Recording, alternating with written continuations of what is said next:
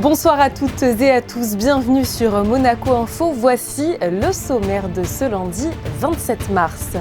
Nous retrouverons dans quelques instants le commissaire général adjoint de l'Automobile Club de Monaco. Éric Barabino nous parlera des préparatifs pour le Grand Prix de Monaco. Nous vous ferons ensuite découvrir dans cette édition quelles personnes ont été élues à Monaco Femmes de l'année 2023. On vous emmènera également à la conférence L'Homme cérébral qui s'est tenue ce samedi au Grimaldi Forum. L'occasion, vous verrez, de découvrir les avancées scientifiques autour de notre cerveau. Du jazz au programme ce soir avec un superbe concert organisé à l'occasion du Printemps des Arts.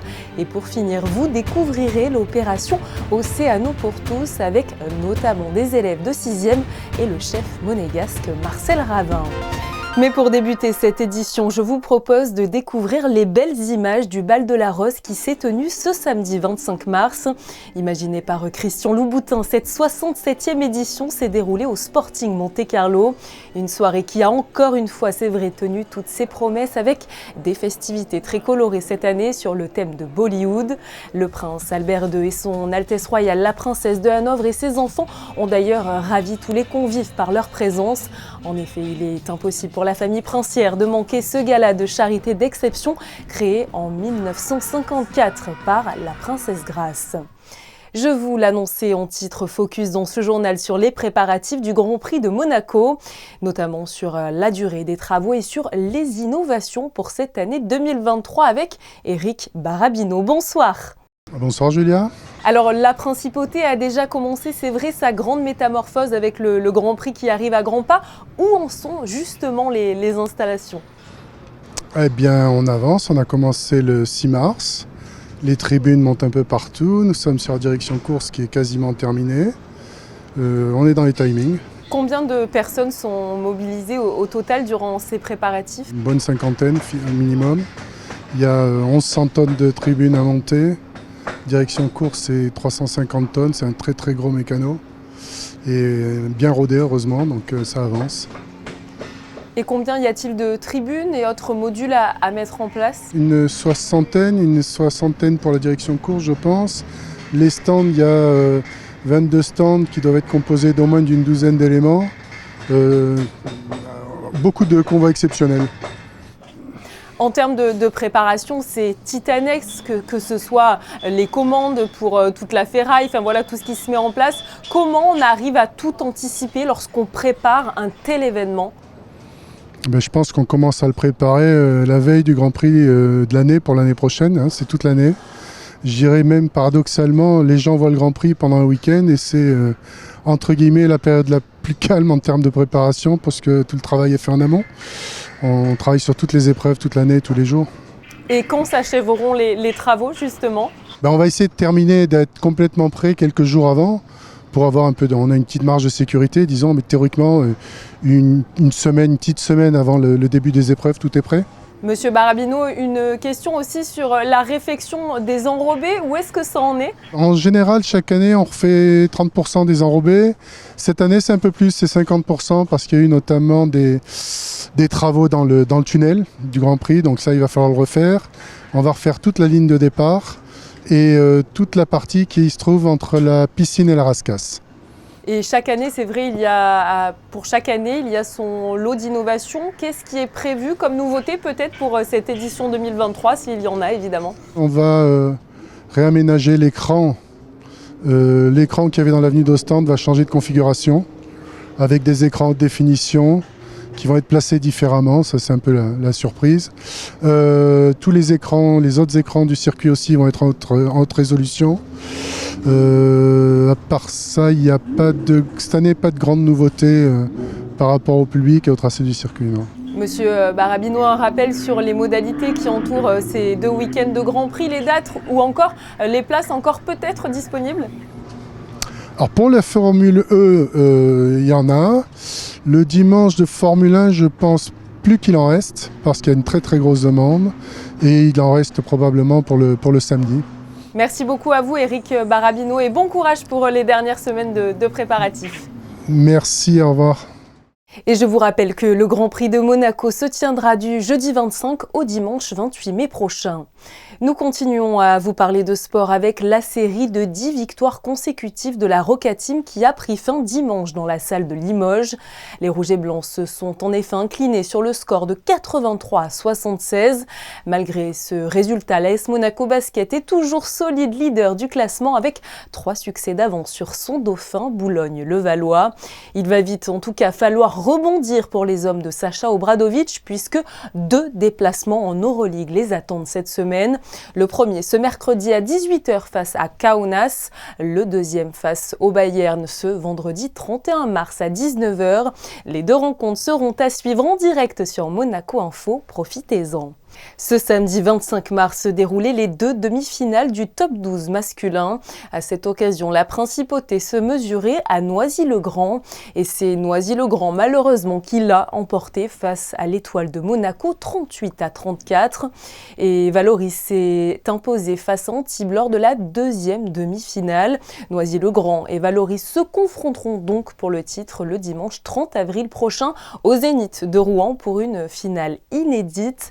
La veille, Antibes et Monaco participeront à la petite finale pour le bronze.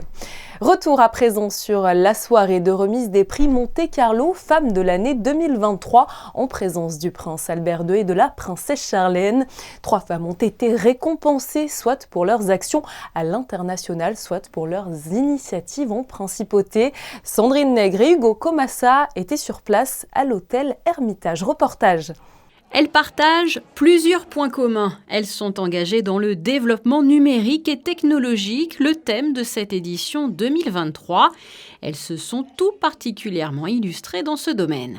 I always encourage women to go and try themselves with the scientific field because they can do a lot, because we are more creative. So it's not just learn and execute, but it's more about creative into scientifics. In the past, when I've interacted through my work with other royal families and also other governments, it's very formal, and being next to them was just such a wonderful experience. Et si à travers ce prix, les actions à l'international ont été récompensées, un second prix récompensait, lui, les initiatives réalisées en principauté. It's been really an incredible day filled with many different types of emotions, but mainly I feel a lot of gratitude towards all the people that have supported us at the World so far, because it hasn't been easy. It has been a very long journey, and it will be an even longer one. Ces prix créés à l'initiative de Cinzias Gambati-Coleman mettent donc en avant les actions des femmes, et ce, depuis plus de 10 ans.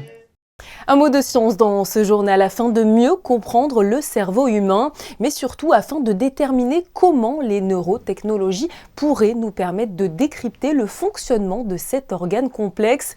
Des découvertes qui pourraient peut-être même soigner certaines pathologies du cerveau. C'était tout l'enjeu en tout cas de la conférence L'homme cérébral qui s'est tenue ce samedi au Grimaldi Forum. Les explications de Patricia Navarro sur des images de Thomas Deus. Le cerveau guide nos émotions, nos pensées ou nos comportements. Il est aussi au cœur de nos relations sociales et il joue un rôle clé dans certaines maladies comme celles de Parkinson et Alzheimer ou dans les troubles obsessionnels compulsifs. L'enjeu pour les spécialistes est donc non seulement de chercher de nouveaux traitements chimiques à travers des molécules ou de se tourner vers les neurotechnologies qui permettent de moduler l'activité de nos neurones. Un cerveau, c'est d'une complexité qui dépasse l'imagination. Comme je dis souvent, c'est en petit ce que l'univers est en grand. Donc le problème, c'est que si vous voulez améliorer une maladie d'Alzheimer, une maladie de Parkinson, l'épilepsie, la sclérose en plaques, limiter les séquelles des accidents vasculaires cérébraux, qui sont ces grands fléaux qui hantent notre société, il faut comprendre comment ça marche. Et comment le cerveau marche, mais aussi comment il dysfonctionne. Mieux comprendre le cerveau donc au préalable, mais aujourd'hui les avancées de la neuroscience et des neurotechnologies sont telles que les traitements ont considérablement évolué et permettent des prises en charge beaucoup plus ciblées. On a la capacité maintenant de faire ce qu'on appelle de la médecine personnalisée.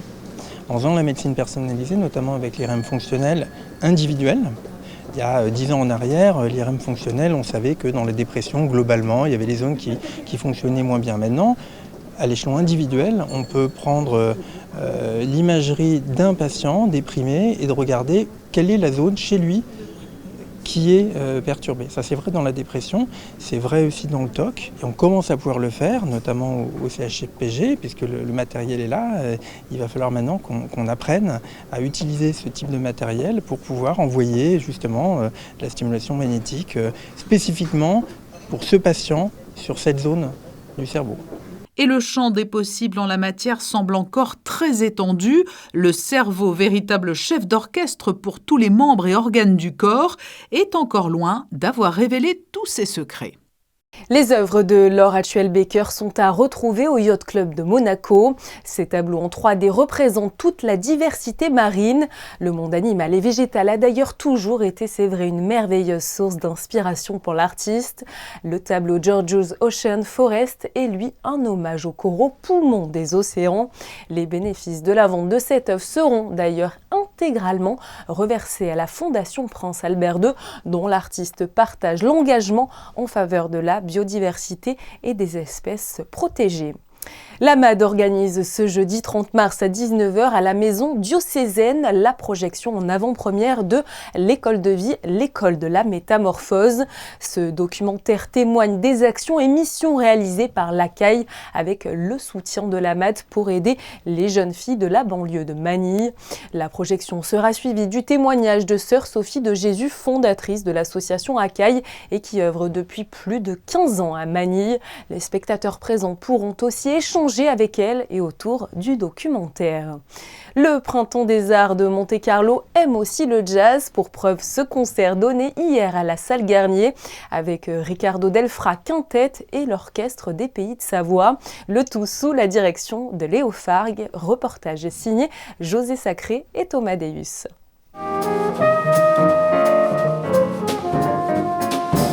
Riccardo Delfra et son quintet, avec l'Orchestre des Pays de Savoie sous la direction de Léo Margue, ont été les invités d'un concert de jazz proposé par le Printemps des Arts de Monte-Carlo à la salle Garnier, où il y avait foule dimanche 26 mars. Au programme, un projet initial du festival Jazz in Marciac, devenu un disque intitulé My Chet, My Song, rappelant la place particulière que le contrebassiste Riccardo Delfra a tenue auprès du génial trompettiste américain Chet Baker pendant les dernières années de sa vie. Ce répertoire a connu un nouvel avatar grâce à l'Opéra de Toulon qui a proposé à Riccardo Delfra de porter ce programme à l'échelle d'un orchestre symphonique. C'est le programme qui est dans le disque éponyme qui s'appelle My Chet, My Song, que je suis ravi de présenter ici à Monaco et qui compte beaucoup pour moi parce qu'en même temps, ce n'est pas simplement des arrangements de standards. Il y a Cole Porter, il y a Gershwin naturellement, mais c'est aussi des morceaux où j'ai créé des medley, c'est-à-dire qu'on commence par exemple avec But Not For Me, et puis j'ai ajouté une pièce à moi qui s'appelle Oklahoma Kid. Mais la liaison s'est faite d'une façon assez naturelle, je crois, et c'est une dédicace naturellement très directe à Chet.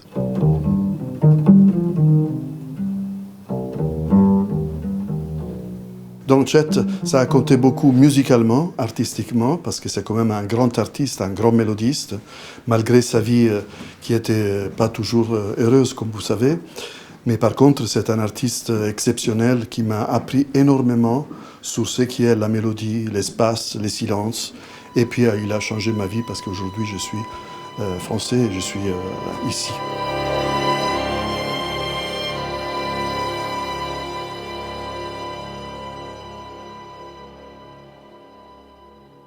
Jusqu'alors destiné aux classes primaires de la région PACA, le grand concours Océano pour tous, organisé tous les ans par l'Institut océanographique, élargit son champ d'action. Il s'adresse dorénavant aux collèges de Monaco, de France, des territoires d'outre-mer et s'ouvre également à l'international.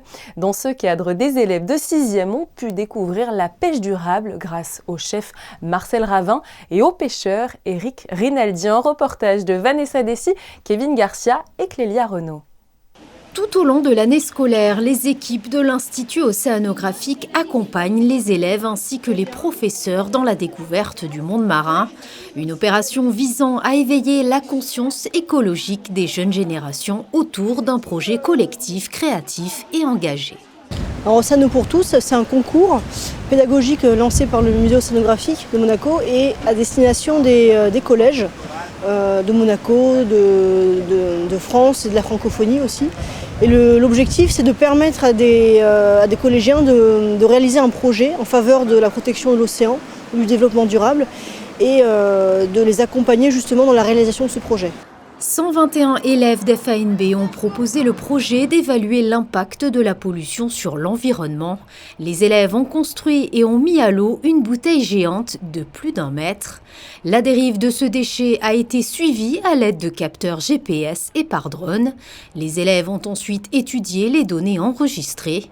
Dans la lignée de leur projet, ils ont pu également assimiler la thématique de la pêche durable. Les élèves ont pu ainsi distinguer différentes espèces de poissons. Notre projet, en fait, La Bouteille à la mer, qui est un projet commun sciences et technologies à FANB, puisse bénéficier de tous les atouts et de toutes les connaissances qu'on est en principauté, en fait.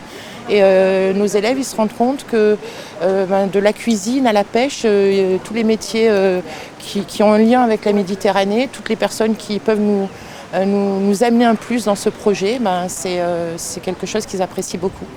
Mais moi, je suis heureux de vous recevoir. Je suis heureux avec les équipes de partager avec vous non seulement notre passion, qui est la cuisine, mais en même temps de vous apprendre à consommer mieux, consommer durablement et vous montrer les possibilités de ce que la mer nous offre. Pour la dernière étape, les enfants se sont rendus au Monte Carlo Bay à la rencontre du chef Marcel Ravin afin de cuisiner ce poisson et de le déguster. Vous êtes toujours d'accord pour goûter? Oui. Là, on va vous dresser et tout, parce que vous êtes nombreux, on va vous faire le même plat à l'intérieur. On va vous amener ça pour goûter.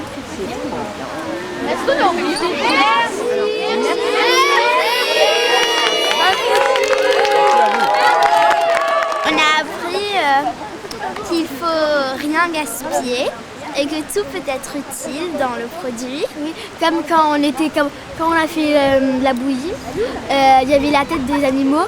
Au lieu de les jeter, on va les donner aux poissons. Faut pas forcément prendre des poissons qui viennent de très loin parce qu'après quand ils sont transportés, ça pollue énormément. Moi j'ai appris que par exemple pour eux la rascasse, il faut bien la prendre par les yeux et ne pas la prendre comme ça sans savoir parce qu'on peut se faire très mal déjà en touchant et se faire piquer par les épines et que ça enfle, etc.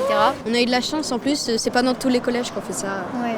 On a vraiment de la chance d'être ici avec des super profs aussi oui, c'est vrai. pour nous aider. Moi je suis très difficile à manger au niveau gastronomique et c'était très bon. J'aimais pas trop le poulpe, mais là ça va. Franchement il est meilleur le poulpe quand c'est monsieur Ravin. Il est excellent, c'est bon, il est excellent. J'ai jamais rien mangé aussi bon concernant les poissons. Alors, tu le referas chez toi? Oui, je le referai. Oui, je le referai. 25 projets ont été sélectionnés avec l'objectif d'inspirer et de susciter l'engagement d'autres jeunes pour l'océan. La cérémonie de remise de prix aura lieu le 13 juin prochain au musée océanographique.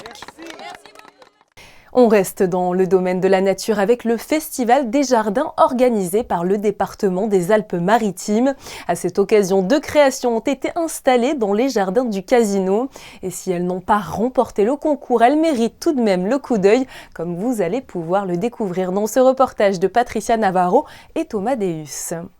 Cela fait maintenant 6 ans que le Festival des Jardins anime toute la région. De Grasse à Nice, en passant par Cannes et jusqu'à Monaco, des paysagistes ont créé de toutes pièces des jardins éphémères sur le thème « Surprenante perspective ».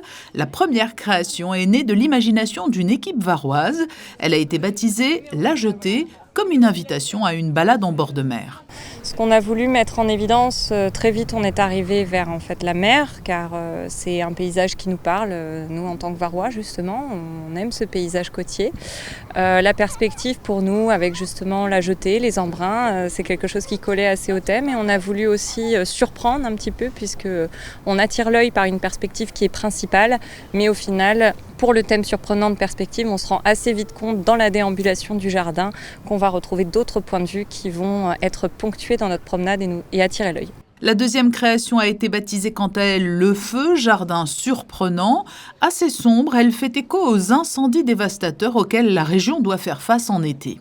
Our concept is about fire in the landscape and how it's really an important part of the Mediterranean environment.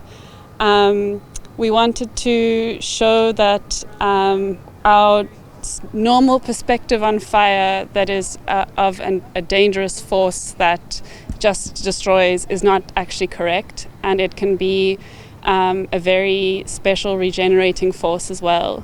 Le Festival des Jardins est gratuit et ouvert à tous. Vous pourrez donc admirer pendant plusieurs mois encore les 2 créations installées au casino. Et notez-le, samedi prochain, des animations seront d'ailleurs organisées dans de nombreux jardins de Monaco, à l'occasion cette fois de la manifestation à la découverte du patrimoine botanique et artistique. Des jardins en tout cas sublimés par un beau soleil aujourd'hui et justement, aurons-nous la chance demain d'avoir encore un grand ciel bleu. Bonsoir à vous Vanessa. Bonsoir Julia, bonsoir à tous. Le temps restera très agréable durant la journée malgré quelques nuages insignifiants. Les températures oscilleront de 7 à 13 degrés. Le soleil se lèvera à 7h18 et se couchera à 19h52 et nous fêterons les Gontran. Les championnats d'Europe de sushi se tiennent en ce moment même à Monaco, l'occasion de vous faire découvrir en photo les plus belles réalisations de cette compétition avec Frédéric Nébinger. Demain, vous retrouverez d'ailleurs dans ce journal un reportage complet sur donc les meilleurs sushis d'Europe. C'est la fin de cette édition, merci à vous pour votre fidélité. Je vous souhaite de passer une très bonne soirée sur notre antenne. À bientôt.